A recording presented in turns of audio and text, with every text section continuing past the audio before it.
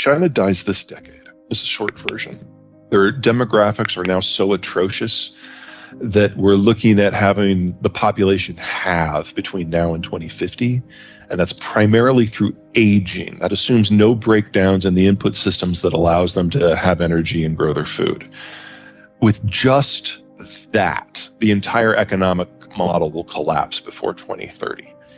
If we have disruptions to energy, and this is a country that imports everything in its energy sector, you are looking at a deindustrialization well before that.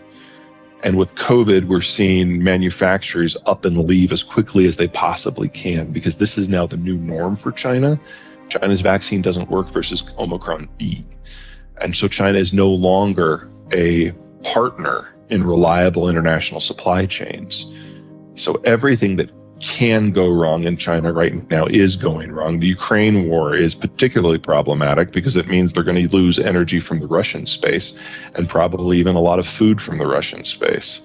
They're probably the biggest losers out of the war after the Ukrainians themselves, obviously, because they're the last country in the kick line. Everyone else gets their stuff first.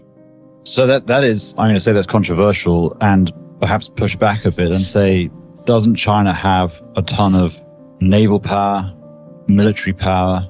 Does it not have a pretty good record of innovation, or at least not every country is innovative in itself, but they can be fast followers and adopt and adapt.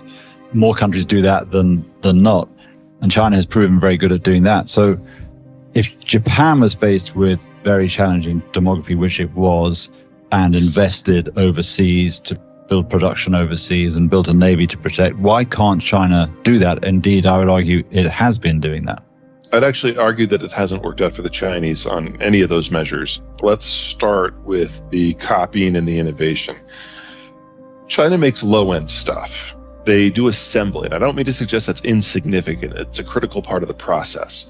But the Chinese cannot make the machinery that makes the low-end stuff. They have to import that from somewhere else. They can operate it, and they can operate the machinery that makes the mid-end stuff, but they can't make any of it themselves. About 80% of the value added in the Chinese economy is from imported parts. That makes them the king of the assembly and the masters of the low end, and that is critical. But that is not what allows you to be an independent pole in international economics, especially since all of their other inputs come from anywhere else as well. And unlike the Brits, and unlike the French, and unlike the Turks, and unlike the Indians, and unlike the Japanese, they can't go to get what they need. On paper, yes, the Chinese Navy is huge. It has more ships than the British, the Japanese, and the American Navy combined by a significant margin. But 90% of them can only go 1,000 miles from shore. And that assumes that they're going in a straight line, not zigzagging and not under attack so they can go slow to save fuel. Under combat situations, you're talking 400 miles. So in any war scenario where the Chinese are involved, someone, India, Japan, the US, someone, Australia, is going to put a couple destroyers in the Indian Ocean basin, and that will be the end of China's energy imports. There's no way deglobalization breaks for the Chinese in a positive way. And we've seen with the Ukraine war that everything that they thought was true, that the war would be quick, clearly not. So they now have to apply that to Taiwan. That no one will sanction Russia. Well, that didn't work out. And so they now have to consider that there might be sanctions on food and energy. With the Russians, that's an export issue. That's a numbers issue. With the Chinese, it's an import issue. It's a national survival issue. And I think they were really floored by all the boycotts.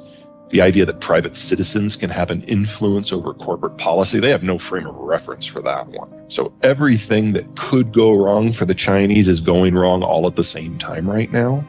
And we're seeing it start to break down to their decision-making system. China's economic rise, China's the number of people that have seen their incomes rise, however you want to set the poverty level, has been astonishing. And it's been an amazing achievement. I agree on every point. And now we get to see it go in reverse. Okay, so let's finish up with a couple more countries. Brazil. Why not Brazil versus Argentina, or can they both succeed together, or why have you selected Argentina over Brazil? I think that Brazil's going to collapse, but I think their golden era is over. The Brazilian farmland, most of it, especially in the northern 90% of the country, the area that was reclaimed from tropical savanna in particular.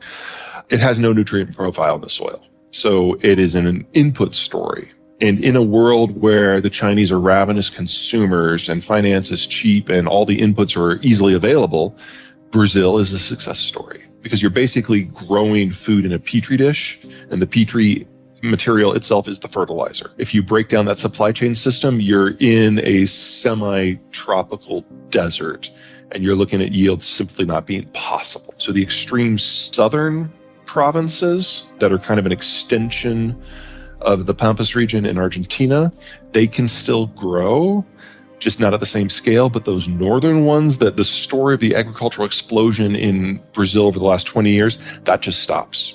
And if anything, we get a small volume of crop and some low-grade beef, and that's about it. In Argentina, it's actual soil. It's a bit like the American Midwest or the Midlands region in the UK, and it's prairie soil.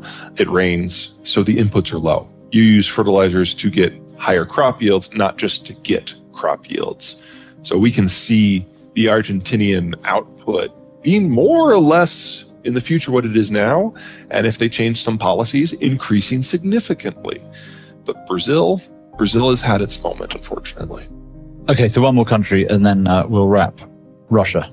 Oh, wow. Okay. I never bought into the hyper-optimism of the last couple of months for the Ukrainians. I mean, don't get me wrong. They have outperformed by every possible measure. I don't see how they win this.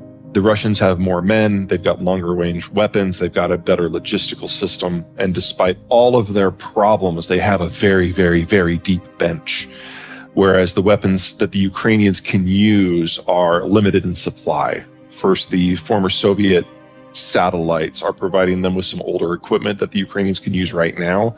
And then we're trying to train up the Ukrainians on a number of other weapon systems, of which in the United States, the Javelin and the Stinger are the most famous. Those are all available in very limited supply, and we'll probably run out of all of them this year. Against that, you have low morale Russian conscripts operating 30-year-old tanks that have been inexpertly maintained, going against unarmed Ukrainian infantry. There's no math there. So the Russians will pour over the Ukrainians, and I think we're going to be dealing with a war of occupation within a year, and which will just be the next phase. But this is Russia's last war. The Russian demography was the worst in the world until the Chinese screamed by them a few years ago. This is the final century for the Russian population. And what they're fighting for right now is to try to establish a more coherent defensive perimeter where they can concentrate forces in things like the Polish Gap, where normally they've been invaded through. And if they can do that successfully, they will probably last another 50 years. If they fail at that, you're looking at the Russian system collapsing in less than 20. And whereas the Chinese system is very heavily, densely populated, so a breakdown in supply chains means mass famine and mass return to the countryside, Russia, despite all of its faults, is still going to be producing enough food and energy for itself. So it can disaggregate into kind of a regional principalities model like it used to be, and cease to be a regional power, but still be a recent regional center weight. You will never be able to ignore Russia if you are on its border, but it will degrade in time into a series of competing fiefdoms. Unfortunately, they also have nukes, and that is something we will have to stress about a few years